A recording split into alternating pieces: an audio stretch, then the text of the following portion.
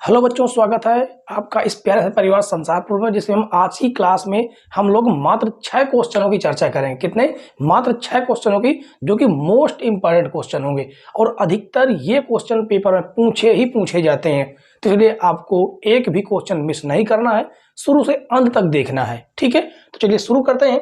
ज्यादा बातें हम लोग नहीं करेंगे, सीधे मुद्दे पर आते हैं। ठीक है, देखिए क्या लिखा गया कि बोर्ड एग्जाम में 100% यही प्रश्न आएंगे। यही प्रश्न आने का मतलब ये क्वेश्चन ही नहीं, इससे मिलते जुलते हूबहू क्वेश्चन आते हैं। ठीक है, जैसे ये आपके सामने एक क्वेश्चन लिखा गया है। अब इस क्वेश्चन के अंतर्गत इन 3 फार्मूले आपके सामने लिखे गए हैं। इसमें से कौन सा फार्मूला यूज करना है ये आपको पहचानना है, और इसी से संबंधित कोई ना कोई क्वेश्चन 100% आता ही आता है 2 अंक का।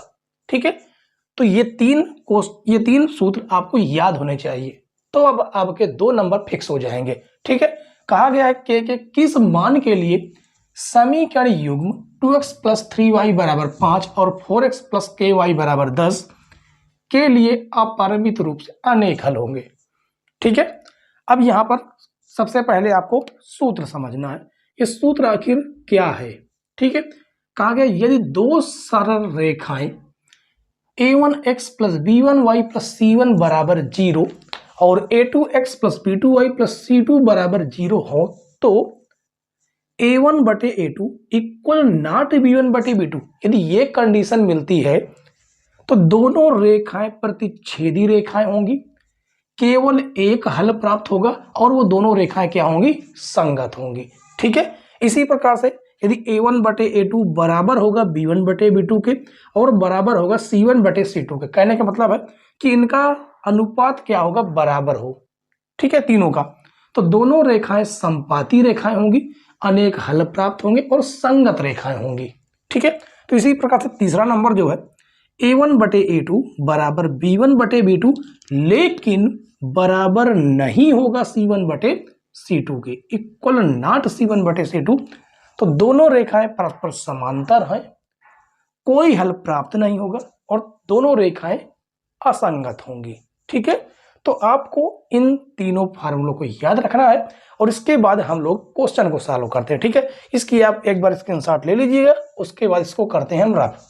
ठीक है, इसके बाद हम जो है क्वेश्चन नंबर 1 को सॉल्व करेंगे। जो हमारे काम का उसको हम रफ नहीं करेंगे।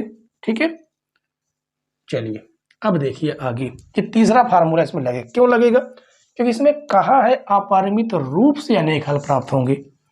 तो यहां पर यही बात है कि अनेक हल प्राप्त होंगे, इस वजह से ये फार्मूला आपका लगेगा। अब इन समीकरणों की यदि इन समीकरणों से तुलना की जाए तो a1 बराबर हमें क्या मिलेगा? a1 x के बगल में a1 है, यहाँ x के बगल में 2 है, b1 यहाँ y के बगल में v1 है, यहाँ y के बगल में 3 है, c1 बराबर, यहाँ देखिए बराबर में 0, वहां बराबर में 0 हमें लाने के लिए हमें क्या करना होगा? बराबर में 0 लाने के लिए हमें 5 को धन से ऋण में लाना होगा। ठीक है, 5 को धन से ऋण में लाएंगे तो c1 का मान कितना निकल के आएगा? -5। इसी प्रकार से यदि a2 की वैल्यू हम निकालें दूसरे समीकरण से तो आपका 4 निकल के आएगा, b2 की वैल्यू k और c2 की वैल्यू निकल के आएगी -10। अब इस समीकरण में हम रख देंगे इन वैल्यूओं को। ठीक है, तो a1 कितना है? 2/4, b1 है 3/k, c1 है -5/-10। अब चाहे आप इन दोनों को बराबर दिखा लीजिए, चाहे इन दोनों को बराबर दिखा लीजिए, आंसर एक ही आने वाला है। ठीक है, तो चलिए हम इन दोनों को बराबर दिखाते हैं। 2/4 बराबर 3/k, 2 × 2, 2 दूनी 4, k का इधर मल्टीप्लाई होगा तो हो जाएगा k, 2 तिहाई 6। तो k का मान कितना निकल के आया? k का मान निकल के आया 6। ठीक है, तो उम्मीद है बच्चों कि पहला क्वेश्चन तो आपको आराम से समझ में आ गया होगा। इसके बाद हम जो अगला क्वेश्चन देखने वाले हैं वो भी बेहतरीन ही क्वेश्चन है। ठीक है, तो शुरू करते हैं क्वेश्चन नंबर 2। चलिए शुरू करते हैं बच्चों क्वेश्चन नंबर 2। क्वेश्चन नंबर 2 में कहा गया कि 2 संख्याओं का अंतर 26 है और एक संख्या दूसरी संख्या की 3 गुनी है, उन्हें ज्ञात कीजिए। यानी कहने का मतलब है यहां पर हमें दोनों संख्याएं ज्ञात करनी है, एक पहली संख्या है और एक दूसरी संख्या है। जो हमसे पूछता है उसे हमें क्या करना होगा, मानना होगा। तो लिखेंगे माना पहली संख्या बराबर x तथा, या लिख देते हैं यहीं पर, दूसरी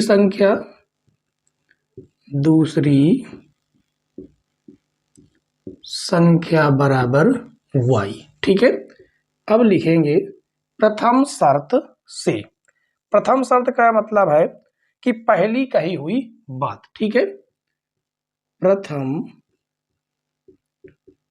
शर्त से, प्रथम शर्त में एक आ गया कि उनका अंतर 26 है, इन दोनों संख्याओं का अंतर, यानी x माइनस वाई बराबर 26 है। इसे हम बना देते हैं समीकरण 1। अब लिखेंगे द्वितीय शर्त से। द्वितीय शर्त क्या है, एक संख्या दूसरी संख्या की 3 गुनी है, यानी जो पहली संख्या है वो दूसरी संख्या की कितनी है, 3 गुनी। इसे हम बना देते हैं समीकरण 2। समीकरण 2 से x का मान समीकरण 1 में रखने पर ये लिखेंगे, तो लिखेंगे समीकरण 2 से x का मान समीकरण 1 में रखने पर। ठीक है, रख देते हैं इस जगह पर, तो ये हो जाएगा 3y माइनस वाई बराबर 26। तो ये आपका आ जाएगा 2y बराबर 26, काटेंगे तो आ जाएगा 13, जिससे यहां पर y बराबर हमें क्या प्राप्त हुआ, y बराबर 13 प्राप्त हो गया। ठीक है, अब हम क्या करेंगे, अब हम y का मान समीकरण 2 में रख देंगे, आसानी से आ जाएगा। आप चाहे तो यहां भी रख सकते हैं। ठीक है, तो लिखेंगे y का मान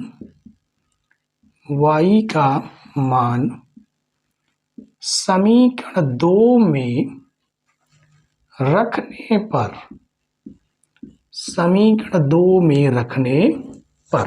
ठीक है, इस जगह पर रखेंगे तो x बराबर 3 मल्टीप्लाई 13, तो x बराबर हो जाएगा 39। तो ये रही आपकी पहली संख्या, ये रही आपकी दूसरी संख्या। ठीक है, तो उम्मीद है बच्चों ये दूसरा क्वेश्चन भी आपको बेहतरीन तरीके से समझ में आ गया होगा। ऐसे ही क्वेश्चन, इसी तरह से मिलते जुलते क्वेश्चन आपसे जरूर पूछे जाएंगे, जरूर एग्जाम में पूछा जाएगा। ठीक है, तो चलिए क्वेश्चन नंबर 2 के बाद हम देखते हैं अगला क्वेश्चन, वो अगला क्वेश्चन आपका कौन सा है। तीसरा प्रश्न देखिए बच्चों, तीसरे प्रश्न में कहा गया कि 2 अंकों से बनी एक संख्या एवं उसके अंकों को पलटने पर बनी संख्या का योग 66 है। यदि संख्या के अंकों का अंतर 2 हो तो संख्या ज्ञात कीजिए। अब यहां पर सबसे खास बात क्या दी है, सबसे पहले इसमें जो खास बात है वो है अंक के उलटने पलटने पर।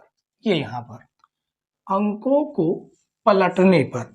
अब जब कभी भी आपको अंक उलटने पलटने संबंधित क्वेश्चन आ जाए, पहली बात तो 100% आता ही आता है।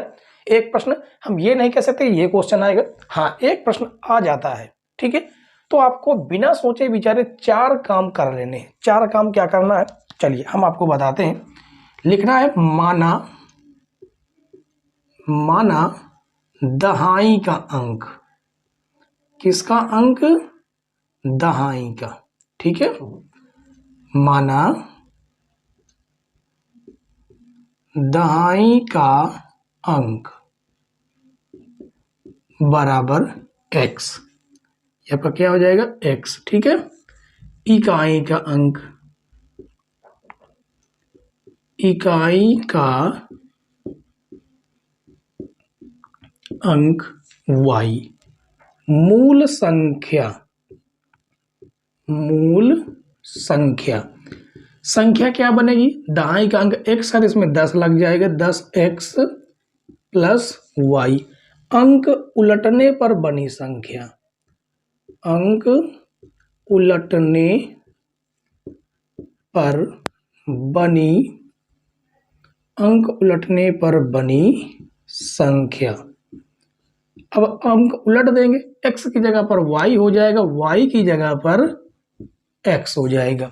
ठीक है, ये चार काम आपको बिना सोचे विचारे कर लेना है, कहीं भी आपको क्वेश्चन दिख जाए अंक उलटने पर पलटने पर। ठीक है, अब लिखेंगे प्रथम शर्त से, प्रथम शर्त से क्या है प्रथम शर्त, दो अंकों से बनी एक संख्या, उसके अंकों को पलटने पर बनी संख्या का योग 66 है। यानी कि इसका, इस संख्या का और अंक उलटने पर बनी संख्या दोनों का योग कितना है, 66, ये कहा गया है। ठीक है, तो देखिए 10x 1x कितना हो जाएगा, 11x, 10 1 11y बराबर 66। यहाँ से 11 कॉमन करेंगे तो x प्लस वाई बराबर 66, तो 11 छक 66, ये हो जाएगा x प्लस वाई बराबर 6। इसको बनाएंगे समीकरण 1। अब लिखेंगे द्वितीय शर्त से, द्वितीय शर्त से, द्वितीय शर्त में कहा है कि यदि संख्या के अंकों का अंतर, अंक कौन है x और y, इनके अंकों का अंतर कितना है, 2 है, तो संख्या ज्ञात कीजिए। ये आपका हो जाएगा समीकरण 2। अब समीकरण 1 और 2 को हम हल करेंगे। ठीक है, तो लिखेंगे समीकरण 1 व समीकरण 2 को हल करने पर, हल करने पर, ठीक है, तो हो जाएगा x प्लस वाई बराबर कितना है, 6 है, और x माइनस वाई बराबर 2, धन कट जाएंगे जो कि हो जाएगा 2x बराबर 6 2 8, तो ये हो जाएगा आपका कितना, 4, x बराबर कितना आ गया, 4। ठीक है, x का मान समीकरण 1 में चाहे 2 में चाहे जहां रख दीजिएगा। ठीक है, तो रख देते हैं, लिखेंगे x का मान समीकरण 1 में रखने पर, इस जगह पर रखेंगे तो ये हो जाएगा 4 प्लस वाई बराबर 6, तो y बराबर 6 माइनस 4, तो y बराबर कितना आ जाएगा, 2। ठीक है, हमसे पूछा क्या गया, हमसे पूछा गया संख्या, तो लिखेंगे संख्या बराबर, संख्या क्या थी, ये थी आपकी मूल संख्या 10x प्लस वाई, 10 x का मान कितना है, 4 है, y का मान कितना है, 2 है, तो 10 चौको 40 प्लस 2 हो जाएगा 42। ये होगा आपका आंसर। ठीक है, तो बताइए कहीं पर कोई समस्या, कोई डाउट, कोई दिक्कत हो तो आप लोग कमेंट जरूर करें। ठीक है, और यकीन मानिए कि इस 7 हफ्ते में आपके 14 के 14 चैप्टर समाप्त कर दिए जाएंगे। ठीक है, बस हमारे साथ वीडियो के अंत तक बने रहिए। चलिए क्वेश्चन नंबर 3 के बाद हम लोग सॉल्व करेंगे क्वेश्चन नंबर 4। क्वेश्चन नंबर 4 देखिए बच्चों, क्वेश्चन नंबर 4 में क्या कहा गया वो समझिए। इसमें भिन्न में कुछ जोड़ने और कुछ घटाने की बात कही है। तो ऐसा क्वेश्चन भी आपको एक देखने को मिलता है जिसके अंश में हर या अंश में कुछ, भिन्न के अंश व हर में कुछ जोड़ने के लिए कुछ घटाने के लिए कहेगा। ठीक है, तो हमने इस क्वेश्चन को ले लिया है, तो आशा करेंगे कि ये क्वेश्चन भी आपको बहुत बेहतरीन तरीके से समझ में आएगा। ठीक है, क्वेश्चन पढ़ते हैं। यदि हम अंश में एक जोड़ दें तथा हर में एक घटा दें तो भिन्न एक में बदल जाती है। यदि हम हर में एक जोड़ दें तो यह 1/2 हो जाती है। वह भिन्न क्या है, तो जो हमसे पूछा गया है कि वह भिन्न क्या है, उस भिन्न को हम मानेंगे। ठीक है, तो लिखेंगे माना, माना भिन्न बराबर x/y। भिन्न का मतलब होता है जिसमें अंश और हर विद्यमान हो। ठीक है, तो अब लिखेंगे प्रथम शर्त से, प्रथम शर्त से क्या है प्रथम शर्त कि अंश में एक जोड़ दें। ठीक है, ये रहा आपका अंश बटे हर, अंश में कहा गया एक जोड़ दीजिए, हर में एक घटा दें, तो हर में एक घटा दिया तो कह रहा है कि वह भिन्न एक में बदल जाती है, यानी वो एक के बराबर हो जाती है। ठीक है, अब इसका हम तिर्यक मल्टीप्लाई करेंगे तो हो जाएगा x प्लस 1 बराबर मल्टीप्लाई करेंगे तो y माइनस 1 आएगा। ठीक है, y को एक तरफ करेंगे, एक को एक तरफ करेंगे तो हो जाएगा x माइनस वाई बराबर -1 माइनस का 1, ये माइनस का 1 है, ये धन से में जाएगा तो x माइनस वाई बराबर -2 समीकरण 1। ठीक है, अब लिखेंगे द्वितीय शर्त से, द्वितीय शर्त से, द्वितीय शर्त क्या है, कहा गया है कि यदि हर में एक जोड़ दे तो वह 1/2 हो जाती है, तो x बटे वाई थी, हर में हम एक जोड़ दिया तो वह 1/2 हो गई। ठीक है, इसका तिर्यक मल्टीप्लाई करें यदि हम तो ये हो जाएगा आपका 2x बराबर y प्लस 1। ठीक है, अब ये y धन श्रेणी में आएगा तो ये हो जाएगा 2x माइनस वाई बराबर 1, ये बन जाएगा आपका समीकरण 2। अब समीकरण 1 और 2 को हम सॉल्व करेंगे तो लिखेंगे समीकरण 1 व समीकरण 2 को हल करने पर, ये आपको ब्लैक पेन से लिखना होगा। ठीक है, हल करने पर हल कर देते हैं तो x माइनस वाई बराबर 2 और ये रहा आपका 2x माइनस वाई बराबर 1। निशान बोलते हैं, धन है तो ऋण, ऋण है तो धन, धन है तो ऋण, ये आपके कट जाएंगे। 2x से x जाएगा तो x तो आएगा लेकिन माइनस का, क्योंकि ये वाला आपका बड़ा है। ठीक है, 2 में से 1 जाएगा तो 1 आ जाएगा, यानी x बराबर आपका -1 आएगा। ठीक है, x बराबर कितना आ जाएगा, -1। ठीक है, चलिए अब उसके बाद जो है हम क्या करेंगे, x का मान -1 आ रहा, कुछ गड़बड़ तो नहीं, एक बार देख लेते हैं।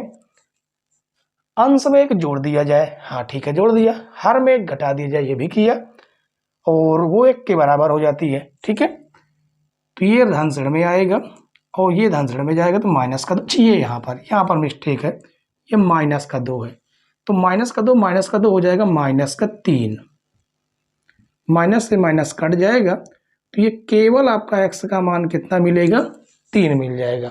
ठीक है, अब इसके बाद x का मान हम चाहे समीकरण 1 में रखें चाहे 2 में रखें, कहीं भी रख सकते हैं, आराम से y का मान आ जाएगा।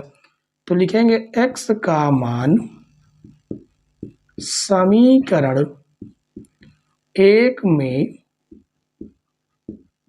रखने पर, ठीक है, समीकरण 1 ये रहा तो हो जाएगा, एक यहाँ पर रखेंगे कितना, 3 माइनस वाई बराबर -2, तो -y बराबर -2 -3, तो -y बराबर -5, माइनस से माइनस कटेगा तो y बराबर हो जाएगा 5। ठीक है, x और y का मान आया, हमसे पूछा गया था भिन्न क्या है, तो लिखेंगे भिन्न बराबर, भिन्न x का मान कितना है, 3 है, y का मान 5, ये आपकी भिन्न हो जाएगी। ठीक है बच्चों, तो इसकी आराम से स्क्रीनशॉट ले सकते हैं और क्वेश्चन नंबर 4 के बाद हम लोग बेहतरीन क्वेश्चन सॉल्व करेंगे, क्वेश्चन नंबर 5। क्वेश्चन नंबर 5 देखिए दोस्तों, क्वेश्चन नंबर 5 में कहा गया कि ऋतु धारा के अनुकूल 2 घंटे में 20 किलोमीटर तैर सकती है और धारा के प्रतिकूल 2 घंटे में 4 किलोमीटर तैर सकती है। स्थिर जल में उसकी तैरने की चाल तथा धारा की चाल ज्ञात कीजिए। अब कभी भी आपको इस प्रकार का प्रश्न पूछा जाए, धारा के अनुकूल धारा के प्रतिकूल, तो भी इसमें आपको 4 काम बिना सोचे विचारे कर लेना है। पहला हमें इसमें जो पूछा गया वो मानेंगे, तैरने की चाल और धारा की चाल। हमेशा किसी वस्तु के या व्यक्ति के तैरने की चाल सबसे पहले मानना है। ठीक है, तो लिखेंगे माना ऋतु के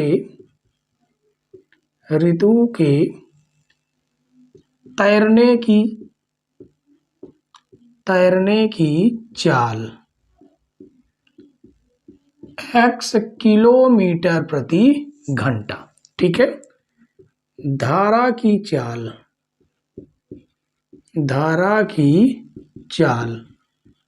y किलोमीटर प्रति घंटा। जब अनुकूल और प्रतिकूल की बात करें तो हमें दो काम भी और करने हैं। क्या कि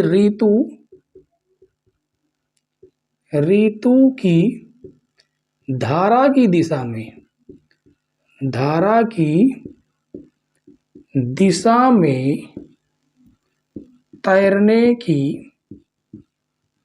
तैरने की चाल। ठीक है, धारा की दिशा में, या आप कह सकते हैं अनुकूल, धारा की अनुकूल। ठीक है, ये लिख सकते हैं ऋतु की धारा की अनुकूल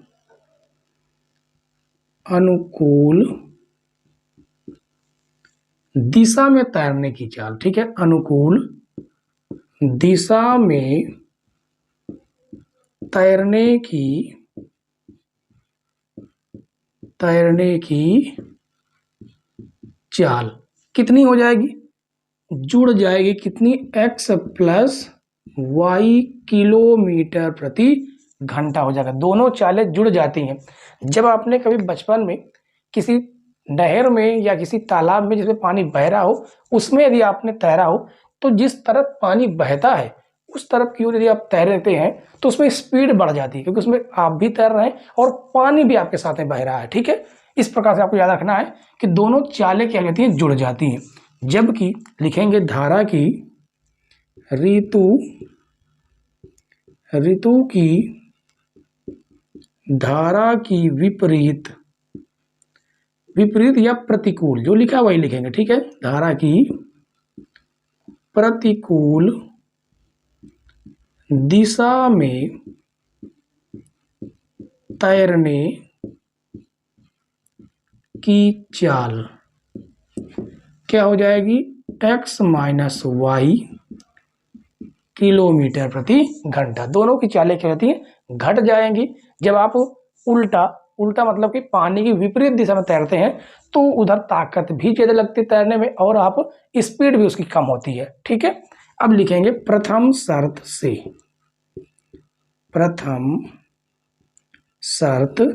क्या है प्रथम शर्त, कि 2 घंटे में वह 20 किलोमीटर तैर सकती है। तो यहां पर हमें फार्मूला लगाएंगे, कौन सा, चाल बराबर, लिखेंगे चाल बराबर दूरी बटे समय, ये फार्मूला लगाएंगे। ठीक है, तो देखिए चाल कितनी है, चाल है x प्लस वाई, दूरी कितनी है 40 किलोमीटर, समय कितना है 2 घंटे, काटेंगे तो आ जाएगा कितना 20, यानी x प्लस वाई बराबर 20, समीकरण 1। अब लिखेंगे द्वितीय शर्त में क्या है कि धारा के प्रतिकूल 2 घंटे में वो 4 किलोमीटर मात्र तैर रही है। तो चाल कितनी है, x माइनस वाई बराबर दूरी 4 किलोमीटर, समय 2 घंटे, काटेंगे तो 2 आएगा, यानी x माइनस वाई बराबर 2, समीकरण 2। समीकरण 1 और 2 को हमें क्या करना है, सॉल्व करना है। ठीक है, तो लिखेंगे समीकरण 1 व समीकरण 2 को हल करने पर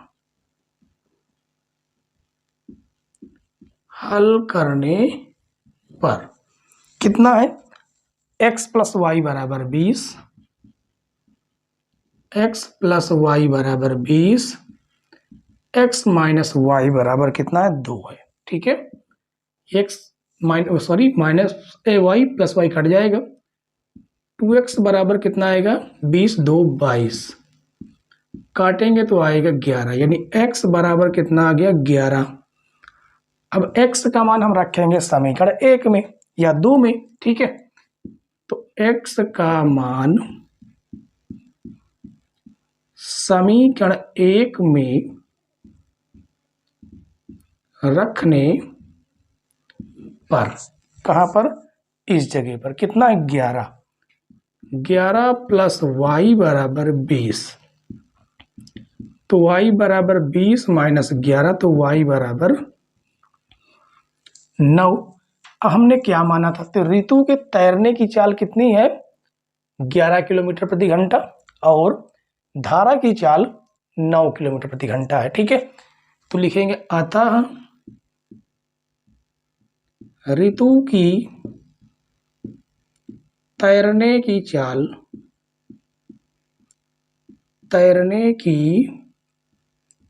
चाल कितनी है 11 किलोमीटर प्रति घंटा, धारा की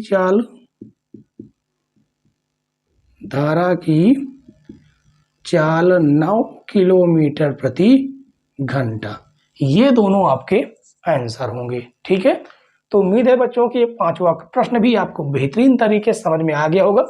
और आज की क्लास का लास्ट क्वेश्चन देखेंगे, जो कि है क्वेश्चन नंबर 6। क्वेश्चन नंबर 6 देखिए, क्वेश्चन नंबर 6 में कहा गया कि दो वर्गों के क्षेत्रफलों का योग 117 मीटर स्क्वायर है। यदि उनके परिमापों का अंतर 12 मीटर हो तो दोनों वर्गों की भुजाएं ज्ञात कीजिए। हमसे दोनों वर्ग यानी दो वर्ग हैं, उनकी भुजाएं पूछा है, ठीक है। तो मान लेते हैं दोनों वर्ग की भुजाएं। माना पहले वर्ग की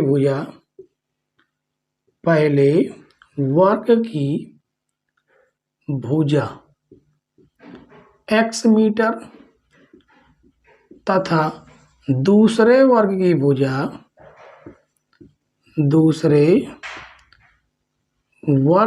भुजा बराबर y मीटर, ठीक है। अब लिखेंगे प्रथम शर्त से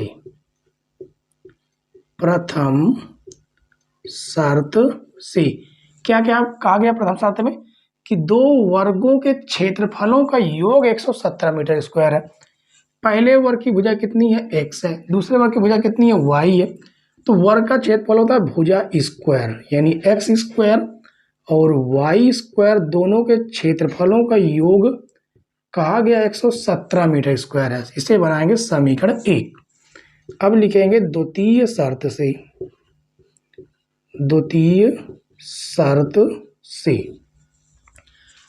में कहा गया उनके परिमापों का अंतर 12 है।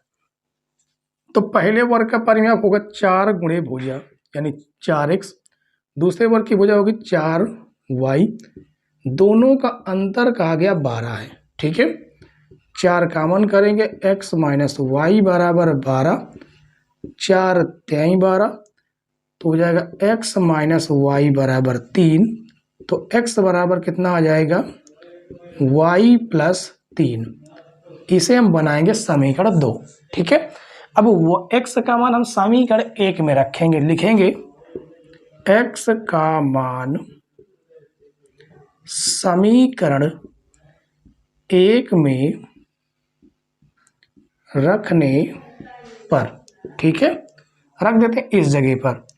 तो y प्लस 3 का whole square plus y square बराबर 117। a प्लस बी का होल क्यूब का फार्मूला खोलेंगे तो हो जाएगा a square plus b square plus 2ab plus y square, ये आपका हो जाएगा वाई स्क्वायर बराबर में कितना 117 है, 117। तो वाई स्क्वायर मिलके हो जाएगा 2y स्क्वायर, ये प्लस का हो जाएगा 9, 3 दूनी 6y, ये धन से ऋण में आ जाएगा 117 बराबर में हो जाएगा 0, ठीक है। अब इसके बाद देखिए 2y स्क्वायर, ये प्लस का 6y माइनस 17 में से 19 घटा दीजिए, 17 से 19 घटाएं कितना आ जाएगा 8। ठीक है, 9 8 17 होता है, 8 हो जाएगा और ये आपका बचेगा मात्र कितना 108 बच जाएगा। ठीक है, तो बराबर में आपका हो जाएगा 0। अब यहाँ से 2 कॉमन भी मिल रहा है जिससे हमारा समीकरण छोटा हो जाएगा, तो हो जाएगा वाई स्क्वायर प्लस का 3y माइनस 2 पंचे 10 2 चौको 8 बराबर 0। ये आपका गुणे से भाग में चला जाएगा, तो ये हो जाएगा वाई स्क्वायर प्लस का 3y माइनस 54 बराबर 0। अब ये आपका एक प्रकार का 2 घात समीकरण बन गया। घटाने पर 3 आना चाहिए, गुणा करने पर कितना आना चाहिए 54 आना चाहिए। तो ऐसी कौन सी 2 संख्याएं हैं जिनको हम घटा दें तो 3 आ जाए और गुणा कर दें तो 54 आ जाए? तो 9 और 6, हाँ 9 6 54, तो 9 में से 6 जाएगा तो 3 आ जाएगा। तो ये हो जाएगा y square plus 9 minus 6 y minus 54 बराबर 0। तो ये हो जाएगा आपका वाई स्क्वायर प्लस वाई के अंदर गुणा करेंगे 9y माइनस 6y माइनस 54 बराबर 0। दोनों से कॉमन है y, तो हो जाएगा y प्लस 9, यहाँ माइनस का 6 कॉमन है तो हो जाएगा y प्लस 9 बराबर 0। दोनों से आपका क्या कॉमन मिल जाएगा y प्लस 9, तो हो जाएगा y माइनस 6 बराबर 0। ठीक है, तो अब दिखाएंगे यदि y प्लस 9 बराबर 0 तो y बराबर माइनस का 9, ये तो होगा आपका अमान्य। क्यों? क्योंकि ये माइनस में आया। ठीक है, और भुजाएं कभी माइनस में होती नहीं है। अब लिखेंगे यदि y माइनस 6 बराबर 0 तो y बराबर आ जाएगा 6, ये मान्य होगा। ठीक है, तो लिखेंगे क्या लिखेंगे कि y बराबर 6 का मान हम समीकरण 2 में रख देंगे। ठीक है, इससे ज़्यादा जल्दी से x का मान आ जाएगा। तो लिखेंगे y बराबर 6 समीकरण 2 में रखने पर। ठीक है, समीकरण 2 में रखेंगे इस जगह पर, तो ये हो जाएगा x बराबर 6 प्लस 3, तो x बराबर हो जाएगा 9। तो लिखेंगे अतः पहले वर्ग की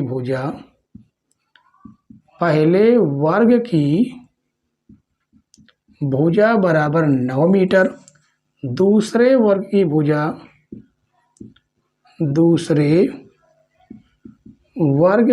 भुजा बराबर 6 मीटर। यही दोनों आपके क्या हो जाएंगे आंसर हो जाएंगे। ठीक है, तो इस तरह के क्वेश्चन बच्चों बोर्ड एग्जाम में पूछे जाते हैं। ठीक है, तो चलिए बच्चों, अब इसके बाद आपको अगली क्लास मिलेगी जिसमें आपको 2 घात समीकरण के मोस्ट इंपॉर्टेंट क्वेश्चन 5 क्वेश्चन आपको दिए जाएंगे। ठीक है, और वो भी बेस्ट क्वेश्चन होंगे।